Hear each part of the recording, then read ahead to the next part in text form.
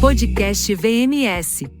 O podcast do VMS Advogados, com atualizações jurídicas, comentado pelo nosso time de especialistas. Olá, sejam bem-vindos a mais um episódio do podcast VMS Advogados. Eu sou Stephanie Aurélio, jornalista e coordenadora da comunicação e do marketing do escritório Veríssimo Moreira e Simas Advogados. Hoje, o bate-papo do nosso podcast é sobre contratação estratégicas de PJ. Para falar sobre esse tema, eu tenho o prazer de receber mais uma vez a coordenadora da nossa equipe trabalhista, a doutora Patrícia Musi, e a doutora também da equipe trabalhista, Ana Emerick. Prazer ter vocês novamente. Prazer, Stephanie. Obrigada. Prazer, Stephanie. A gente fica feliz novamente de estar aqui para poder falar de um tema tão importante e relevante como esse. Não, eu fico muito feliz quando eu tenho vocês novamente, que aqui a gente está em casa, né? Esse tema, inclusive, ele é muito falado, ele é muito recorrente ali na equipe trabalhista de vocês, porque é muito atual, né? Então, vamos trazer aqui, eu tenho certeza que vocês trarão muitas oportunidades e desafios aqui para o empresário, falar aqui com os nossos clientes. Então, assim, vamos ter um bate-papo incrível hoje. Com certeza. Com certeza. E para a gente começar, Patrícia, o que é a pejotização e por que ela tem sido tão discutida no meio jurídico e no empresarial? Bom, a pejotização é o tema que está em alta, sem dúvida nenhuma, nos jornais, na mídia, e os nossos clientes também nos trazem vários questionamentos, dúvidas, e realmente é um tema que a gente tem que se debruçar, tem que pesquisar e tem que estar por dentro, porque pode nos trazer muitas vantagens estratégicas. E a gente está conhecendo a tendência da jurisprudência trabalhista, conhecendo a lei, os limites, os conceitos importantes sobre esse tema, a gente consegue utilizar esse modelo de contratação a favor da empresa, né? Das empresas, né? As pessoas jurídicas. Sim. Pejotização, por muito tempo, esse termo foi utilizado com viés pejorativo. Ele trazia aquela carga de uma fraude contra as leis trabalhistas, né? Quando você contrata um empregado simulando, né, como se fosse um prestador de serviços, mas, na realidade, o que havia ali era um vínculo de emprego. Então, por muito tempo, a Justiça do Trabalho tratou esse tema com viés pejorativo, negativo, vinculado à fraude. Atualmente, a pejotização ela vem sendo tratada de outra forma. Porque, se a gente observar, a própria Constituição ela não veda outras formas de relação de trabalho, né? O vínculo de emprego não é o único vínculo possível entre trabalhador e tomador de serviços. A pejotização, então, ela é a contratação de uma pessoa jurídica. E geralmente é unipessoal, então é uma pessoa que constitui uma pessoa física que constitui uma pessoa jurídica e ela presta serviços ao tomador de serviços, ao contratante, no caso. Então, basicamente, esse que é o conceito de pejotização, é uma relação civil comercial entre o contratante e a contratada, duas pessoas jurídicas distintas, mas essa contratada geralmente é uma pessoa jurídica unipessoal, em que tem só uma pessoa trabalhando, prestando serviços. Esse tipo de relação jurídica não é proibida, não é vedada, é plenamente legal, desde que esteja, né, nas conformidades legais, que esteja no contexto de uma relação entre pessoas jurídicas de fato, que não haja nenhum tipo de simulação ou fraudes. Até um ponto importante, você falou que a legislação não veda outras formas de contratação, a própria CLT tem o contrato de autônomo, que então, deixando claro que outros tipos de contratação estão integrantes nesse tipo, né? Exatamente. E, assim, um ponto importante, só porque eu acho que daí que vem a relevância dessa nossa conversa, é só um pequeno contexto de por que hoje em dia esse tema está tão em voga e é tão relevante. O STF, ele, há uns anos atrás, 2018, se não me engano, ele julgou um tema que, inclusive, nós tratamos aqui no podcast em outra oportunidade, É verdade. né, junto com a Stephanie, para falar sobre a questão do conflito de competência. Mas o STF, ele julgou, na época, estava sendo analisada a questão da licitude da terceirização. E aí, quando ele foi proferir sua decisão, ele fixou um tema que fala que é lícita a terceirização e qualquer outra forma de divisão de trabalho entre pessoas jurídicas, independentemente do objeto social dessas empresas. Com isso, esse tema ele trouxe abertura para um novo olhar da justiça do trabalho. A partir de então, começou a trazer validade mesmo para outras formas de relação entre pessoas jurídicas distintas. Então, com base nesse tema, o STF, ele vem, inclusive, cassando algumas não, várias decisões da Justiça do Trabalho que reconheciam o vínculo de trabalho do contratante com o PJ. A Justiça do Trabalho declarava como se fosse nula essa relação, determinando o reconhecimento do vínculo.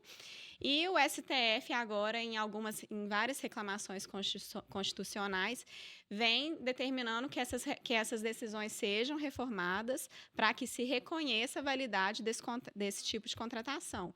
Então, agora que esse cenário jurídico, esse cenário da jurisprudência, ele tem mudado um pouco a tratativa, bastante, a tratativa com relação à contratação de pessoas jurídicas, porque vem trazendo uma certa segurança com relação ao que o STF entende viável, entende legal, entende que está de acordo com a Constituição e o que não, o que é uma fraude, o que é um vínculo de emprego, de fato, para que a gente consiga ter mais segurança nas nossas relações, né? Tanto de emprego quanto de prestação de serviços de PJs.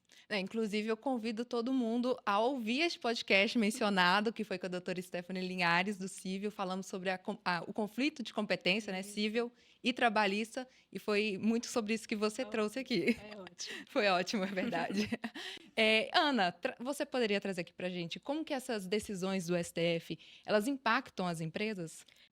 Então, inclusive, igual a Patrícia estava falando, sobre as reclamações constitucionais que estão sendo apresentadas em face das decisões do Tribunal do Trabalho, a gente conseguiu uma ação, a gente apresentou uma reclamação constitucional numa ação que a gente entendia que realmente não existia uma relação de trabalho ali, porque era uma empresa que recebia um valor considerável, era uma atividade intelectual. Então, apresentamos essa reclamação constitucional e, de forma satisfatória, assim, a gente conseguiu a decisão cassando esse acórdão, mandando retornar para poder para poder refazer o acórdão, né? De acordo com a decisão do STF. Então, não só nas reclamações constitucionais está havendo esse impacto, mas também uma segurança para a empresa em poder, às vezes, contratar uma pessoa que realmente ela se enquadre como um prestador de serviço como PJ, porque antes, igual a Patrícia falou, existia muito esse medo, porque esse termo pejotização era assim, eu estou fazendo algo ilícito. Então, tem formas de contratar a pejotização de uma forma que dê, sim, e dê respaldo para a empresa, mais tranquilidade em relação a eventuais riscos. Então, considerando esses pontos que vocês abordaram aqui, vocês podem trazer para a gente quais são as vantagens de fazer essa contratação como PJ, né? Especialmente considerando flexibilidade e até redução de custos?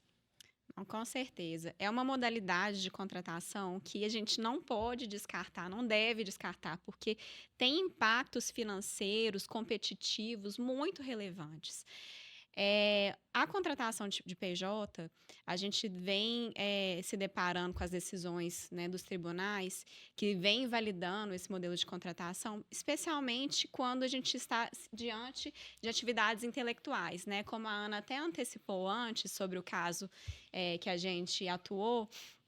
A atividade intelectual, ela tem um tratamento especial na legislação, atividade intelectual, científica, artística, que garante às pessoas que executam esse tipo de atividade autonomia para determinar o modelo de contratação que ela entende pertinente, né? Então, a própria lei, ela tem essa previsão e ela foi, inclusive, declarada constitucional pelo STF. Então, está tudo levando assim a entender que o Poder Judiciário vem interpretando esse modelo de contratação, especialmente vinculado a esse tipo de atividade, como um modelo de contratação válido e legal, desde que observado, né, como a gente vem dizendo, os requisitos e as particularidades desse tipo de contratação. Então, quando a gente está diante de uma contratação de uma atividade intelectual, ou então, como a Ana também, a gente estava conversando anteriormente, sobre de um trabalhador, um prestador de serviço, cuja a remuneração, a contraprestação por aquele serviço, seja de valores equiparados, né, àquele conceito de hipersuficiência que a Justiça do Trabalho atualmente tem levado em consideração, fazendo uma conexão com o conceito que a CLT traz, que é aquele importe de a partir de 2 vezes o teto da Previdência Social e também uma pessoa que tenha um diploma. Esse tipo de profissional, o Poder Judiciário vem entendendo que ele tem uma capacidade de negociar, né? Ele está ali em uma frente diferente, assim. Então, é diferente daquele conceito do hipossuficiente, que realmente a lei, o direito do trabalho, ele deve, sim, claro, preservar e zelar para que os seus direitos sejam observados. Então, quando a gente está nesse cenário, é plenamente possível a gente pensar na figura do PJ. Né? Claro que a gente tem que entender a estrutura, tem que entender qual que é a função, como que seria a dinâmica da relação, tudo isso tem relevância. Mas estando condizente com uma relação civil, comercial entre 2 pessoas jurídicas, esse cenário em que a gente tem ou uma atividade intelectual ou uma pessoa que receberá pelos serviços uma remuneração de valores relevantes, né, nesse conceito de hipersuficiência, a gente tem um contexto favorável para esse modelo de contratação. E qual que é a vantagem, né? Chegando agora diretamente na pergunta, a vantagem financeira, competitiva. Sim. A gente já fez até, inclusive, simulações para entender qual que é o impacto financeiro desse modelo de contratação. Então, qual que foi a nossa lógica, assim, para fazer essa apuração? A gente pegou o mesmo valor, ou seja, o mesmo valor saindo do bolso do contratante, e esse valor, quanto que o contratado receberia em cada modelo de contratação? Sendo CLT, um empregado, sendo um PJ, optante pelo lucro presumido, e sendo um PJ simples nacional. Então, a gente fez simulações para entender, assim, olha, a empresa gastando a mesma quantia, quanto que vai para o bolso de cada um desses profissionais, para a gente entender ali qual que é o impacto financeiro disso. Comparando CLT para PJ lucro presumido, a gente apurou aproximadamente uma vantagem de 25%, ou seja, o PJ lucro presumido, e considerando todas as variantes, assim, 13º salário diluído, as férias diluídas, tudo. Todas as verbas que um empregado receberia. Ainda assim, o PJ, no lucro presumido, ele receberia quantidade superior, num percentual de 25% a mais. O PJ Simples Nacional chega a 37%. Então, assim, é relevante financeiramente. É um número significativo. É inegável, é bem significativo.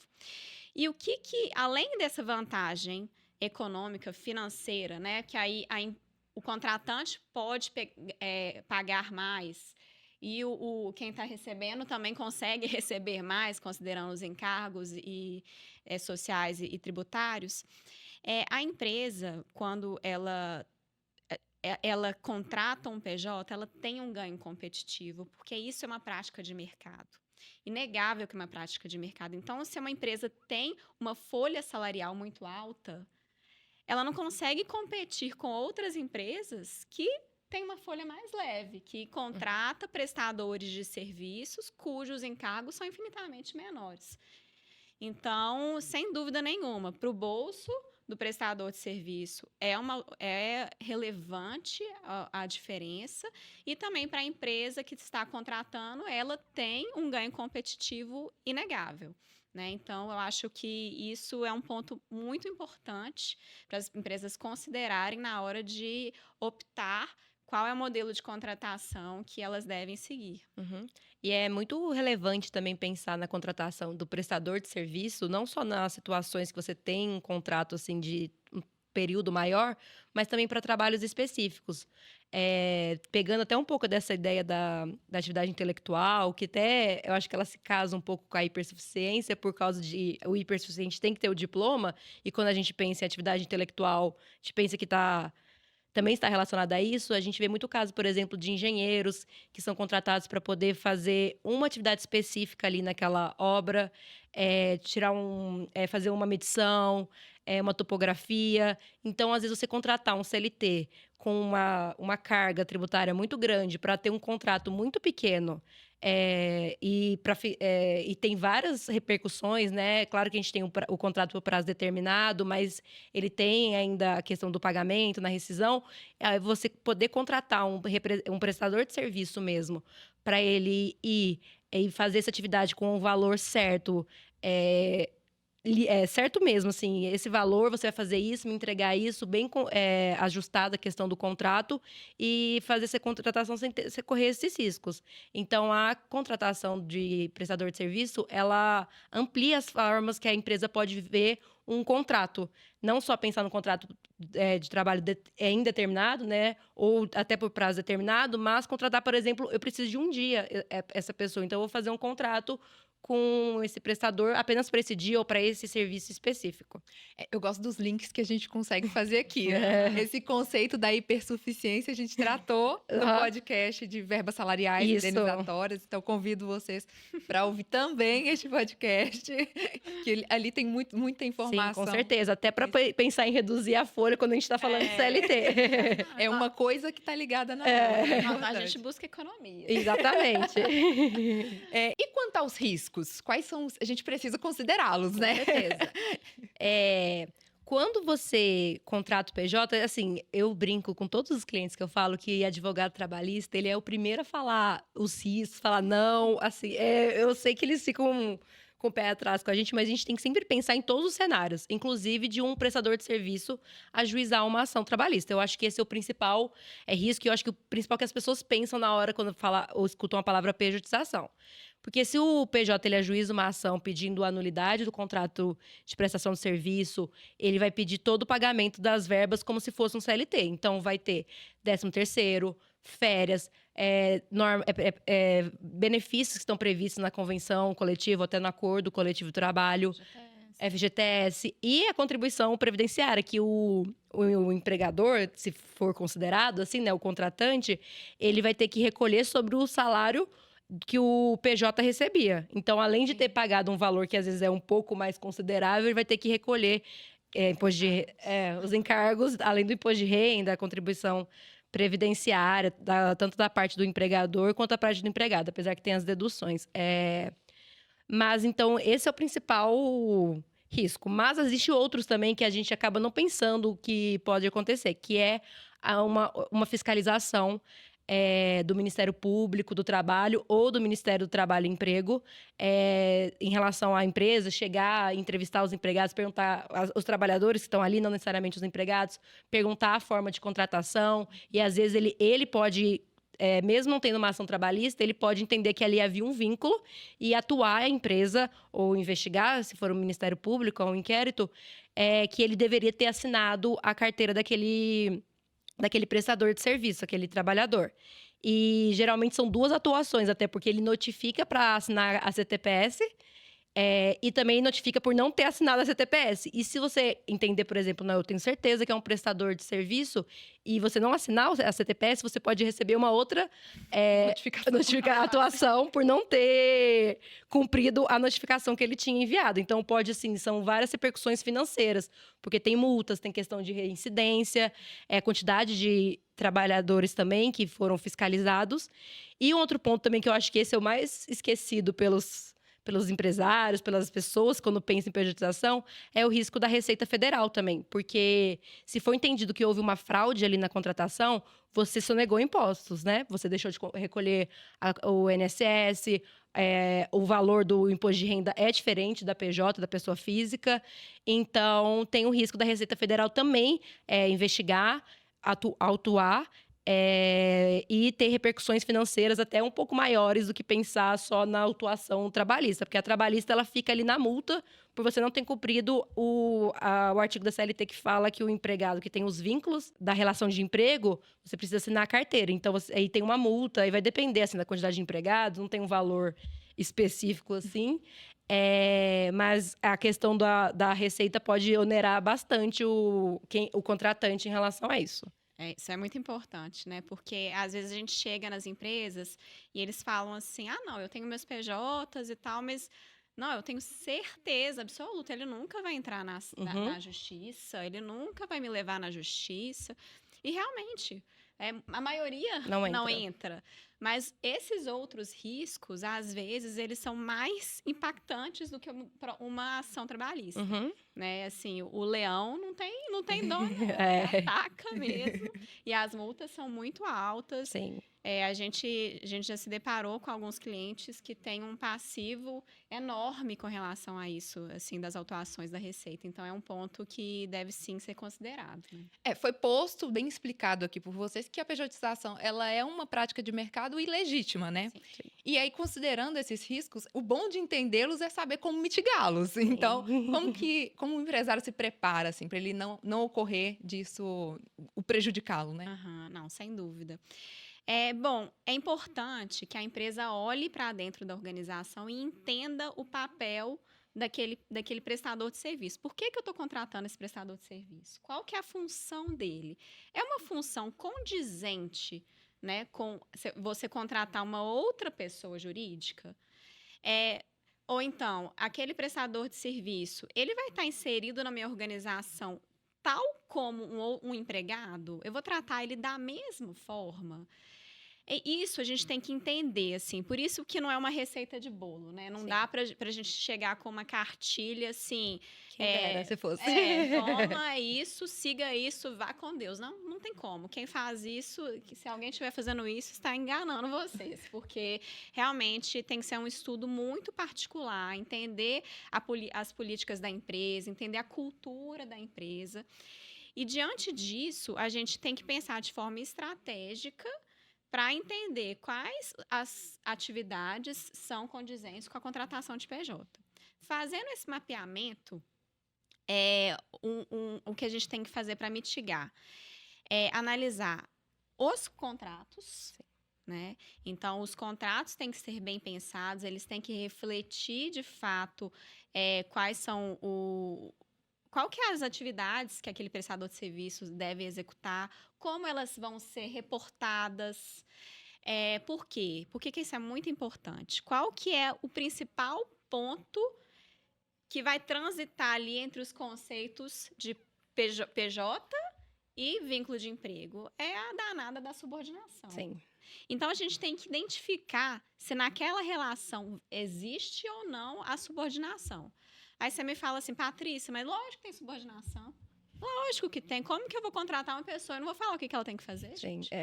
Mas, gente, é por isso que esse termo, coitado, ele é difícil de ser entendido, ele é mal compreendido. Sim.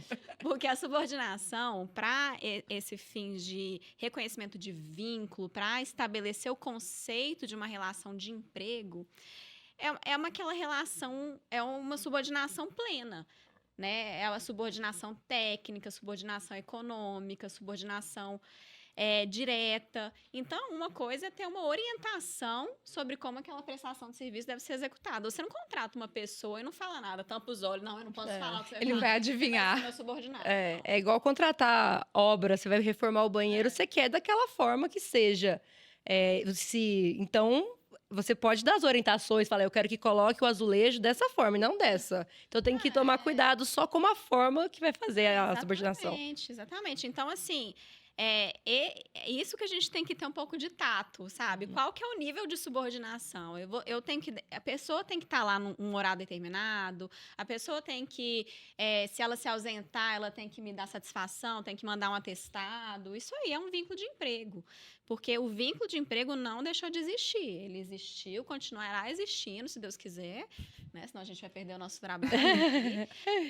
Mas a relação entre pessoas jurídicas também existe ali uma troca que, de certo modo, o contratante exige do contratado que ele execute as atividades para as quais ele foi contratado. Então, até aí, tudo bem. A gente pode ter um tipo de orientação, de né, noção, a pessoa pode ser ali, ter um direcionamento. Agora, ter ordens direto, você cobrar a pessoa, se ela tiver que cumprir horário, se tiver que cumprir dias específicos. Advertir. Advertências, né? Por exemplo, quando você contrata, né? Vamos supor, o VMS contratou aqui o estúdio para a gente fazer esse podcast. Se o estúdio fizer algo que esteja em desacordo com esse contrato, nós vamos notificar o estúdio, né? Eu não vou dar uma suspensão no estúdio, né? Eu não vou aplicar uma advertência, eu não vou chamar para conversar. Isso aí são práticas específicas do vínculo de emprego. Sim. Então, é isso assim, que a gente precisa ter em mente muito claro. Para a gente mitigar os riscos, a gente tem que entender qual que vai ser a dinâmica daquela relação jurídica, né? Se aquela pessoa que eu estou contratando, eu preciso que ela siga minhas ordens, que ela esteja ali todos os dias, que, enfim, isso aí, então você tem que contratar realmente o empregado. Sim. Que aí não tem como fugir, né? Não tem como fugir. E Pode. também pensando no... Eu teve um exemplo, uma vez eu fui contratar um advogado correspondente, só contando um pequeno caso. O contrato não é CLT nada, eu contratei ele para fazer uma audiência específica em São Paulo e a gente estava falando exatamente disso, porque o processo era de vínculo. E aí ele falou assim, mas igual é subordinação, que eu tô tendo uma reunião com você para você me falar como você quer que eu faça a audiência, porque eu estava à frente do processo nesse caso, então eu falei quais perguntas eles queriam fazer, claro, dando a liberdade, né, de fazer uma ou outra ou não, que ele teria que estar lá um horário, por causa do horário, mas isso foi uma contratação específica. Quando você pensa em um contrato mais a longo prazo, você não vai ter situações que você vai precisar que ele esteja ali disponível para uma reunião e tudo mais, mas não é a rotina, porque quando a gente pensa em seletista, a gente pensa o horário 7 às 7, 7 às 5, o que for, uma hora de almoço, eu tenho que estar ali, eu tenho que marcar meu ponto. O prestador de serviço, ele tem a flexibilidade de cumprir o que está sendo... que está previsto no contrato, que precisa realmente estar bem amarrado, bem enxuto, para poder ir prestar serviço com a flexibilidade de poder...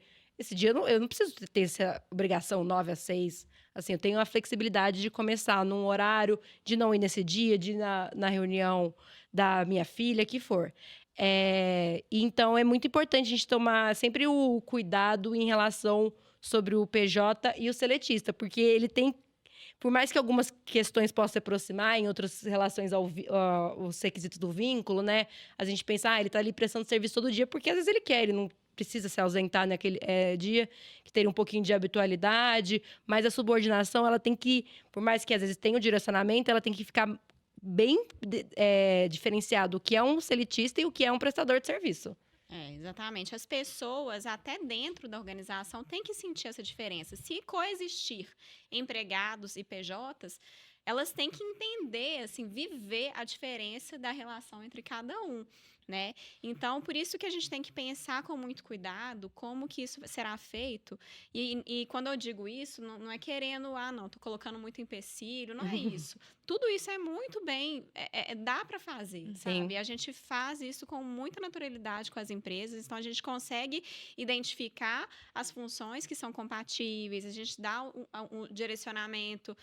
Por exemplo, um ponto também muito importante para mitigar riscos é trazer para dentro da empresa, porque, gente, isso não adianta. Não adianta eu estou tratando com o jurídico de uma empresa, ou então com o CEO da empresa, e eu dou essas orientações. Não adianta nada, só a pessoa, a liderança da empresa sabe disso, e o restante, os outros supervisores, as outras pessoas, não sabem disso e acabam tratando o PJ como se fosse empregado. Então, isso tem que ser algo internalizado. Cultural. A gente tem que trazer isso para dentro da empresa de forma que todo mundo compreenda a diferenciação entre um PJ e o empregado. Então, a gente traz, assim, nos nossos treinamentos, que a gente vai falar mais para frente, mas, assim, a gente traz isso porque, senão se tudo se perde e a empresa corre um risco desnecessário, né? Então, para a gente mitigar, a gente tem que trazer isso para a cultura da empresa. Então, ter uns cuidados, assim, gente. Cuidado com como que você vai comunicar com o prestador de serviço, né? Porque o WhatsApp, a gente sabe que as conversas são muito informais e são tão dinâmicas que, às vezes, traz um ar de subordinação, um ar de ordem. Então, assim, isso tem que ser bem implementado dentro da empresa para que o que está acontecendo fora dos olhos do dono, né, do empreendedor, também esteja acontecendo em conformidade legal. Então, eu acho que esses são os pontos mais importantes para a gente mitigar risco nesse tipo de contratação. Que você, estando bem assessorado, você vai estar preparado para tudo isso, né? Ainda mais considerando aqui um caso em que você tem que estar dentro da empresa, entender a cultura, entender como é o dia a dia ali para poder fazer essa diferenciação, né? Do que é o empregado ali dentro e do que é um prestador de serviço. É muito isso, é a prestação, é o assessoramento jurídico. É sempre bom conversar com você. Então, para a gente poder... Vocês falaram, né, que não existe o passo a passo, a receita de bolo, mas existe o primeiro passo, o como começar.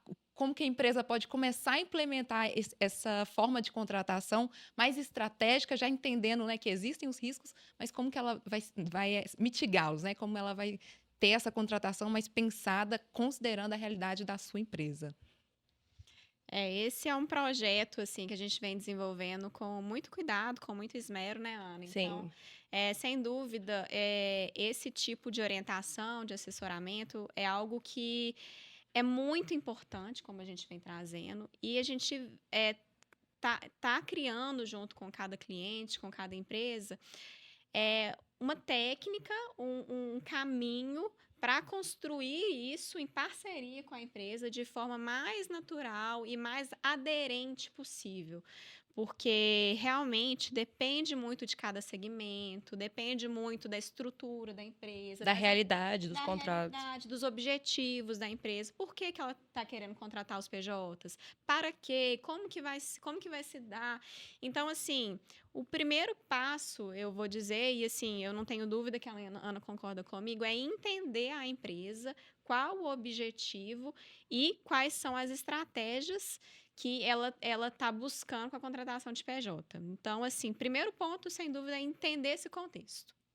O panorama geral. O panorama geral. Sim, com certeza. O Canva em branco para a gente começar. É muito importante a gente estar ali próximo dos clientes, da empresa, porque o direito do trabalho, principalmente, ele eu sempre brinco que eu sou humanas, porque ele é lidar com literalmente humanos. Alguns lidam mais com números, mesmo dentro do direito, mas aqui a gente está lidando com as pessoas. É um prestador, é uma pessoa também, seja física, jurídica. Mesmo que você contrate uma empresa, sempre vão ser formadas por pessoas, por mais que tenha o CNPJ. Então, a gente tem entender realmente qual que é a necessidade de cada um ali dentro, o que ele faz, as peculiaridades que aquele tipo de prestação de serviço tem, o que pode ser melhorado, ou assim, ou visualizar que, por exemplo, dessa forma não pode ser feita, como a gente pode melhorar esse tipo de relação, porque, como a Patrícia e eu estamos falando aqui o tempo todo, é possível essa contratação. Mas não é assim, vou contratar a minha empresa inteira como... tudo PJ agora, porque falaram que pode. Não é assim também, não. Existe todo um cuidado, por isso que realmente é uma contratação estratégica. Uma análise que tem que ser feita com muito cuidado, e a gente está fazendo isso, dando treinamentos, igual a Patrícia tinha falado. Junto ali, vários clientes já construíram com a gente o treinamento, por exemplo, falando o que é mais importante para eles, para a gente poder, às vezes, direcionar uma questão ou outra, porque, às vezes, uma realidade para um não é para outro. Então, não adianta só replicar a receita, assim, para vários. Cada um tem um caso particular. Exatamente. E, assim... essa questão do treinamento é muito importante também, que a gente elabora esses treinamentos também a depender do público para o qual ele vai ser Sim. direcionado, né? A gente já fez treinamentos com a diretoria da empresa, a gente já fez treinamento com as pessoas responsáveis pelos contratos. Então, a gente também traz treinamentos distintos conforme o público, né, que vai ser atingido com ele, para que realmente faça sentido. E um outro ponto também importante é a gente trabalhar junto com o fluxo de contratação dos PJs. Então, o setor de compras da empresa. Ou será que vai ser o RH que vai fazer a contratação dos PJs? Né? A gente acredita que realmente a forma mais adequada seria pelo setor de compras da empresa, como ele contrata qualquer outro prestador de serviço. Uhum. E aí a gente gosta de entender qual que é o processo de contratação desse setor de compras e trazer alguns ajustes para que realmente essa contratação seja feita de forma adequada. Uhum. Outro ponto também são os contratos que eu já mencionei, Sim, né, Ana? os contratos são super importantes, porque a gente pensa, no direito do trabalho, existe até um princípio que é a primazia da realidade sobre a forma. Então, assim, a gente até fala assim, é bom ter tudo formalizado, claro, gente, tudo formalizado na relação favor. seletista, mas, assim, é muito importante o que acontece na prática. Na questão de contratação do PJ, também é muito importante o que acontece na prática, porque é aí que você vai ver se tem a subordinação ou não.